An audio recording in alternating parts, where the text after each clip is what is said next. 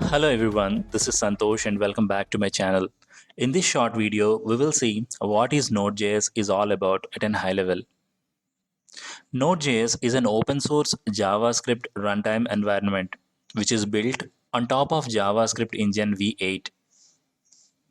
So let's see where Node.js fits in the web application development. If we make three parts into the web app, the first one is the front end, the second one is the database. In between, we should have one thing called backend. The front end is nothing but the user interface, which we see in the browser.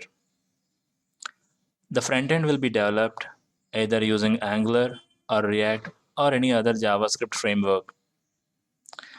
Coming to the database, either we can use SQL, MongoDB, or any other sort of database server. But how to get the data from the database to the user interface? So we need to establish a connection. One, to get the response from the database server. The second one is to execute the business logic. That is where we use Node.js.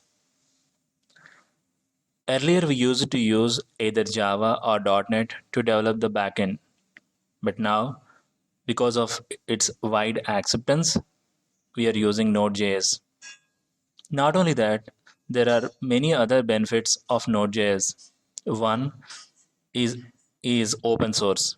The second one, which has support for multiple operating system, we can also call as cross platform, and it has third party packages available readily for free of cost to scale your applications, and a massive community support as well. Node.js does not work on its own, whereas it uses third party packages or modules to get different jobs done with ease, like Express.js for creating RESTful APIs, Mongoose to connect with the MongoDB, the third one Axios to create REST APIs, and many more. I hope this short video helped you to understand what Node.js is all about, and in my next video I'll cover how to use Node.js. If you like this video, please like, subscribe to my channel. Thank you for watching and have a great day.